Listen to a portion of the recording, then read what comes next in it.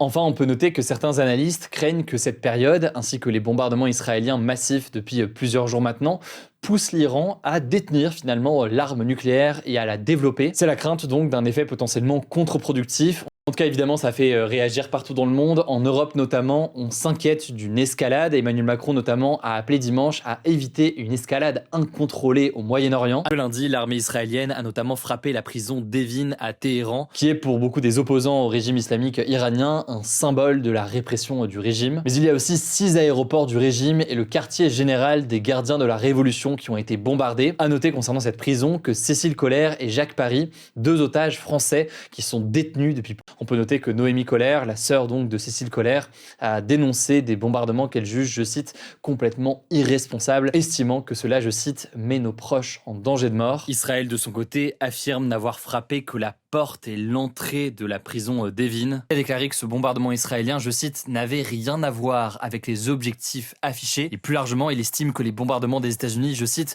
n'ont pas de légalité, même s'il partage, je le cite là aussi, l'objectif de ne pas voir l'Iran accéder à l'arme nucléaire.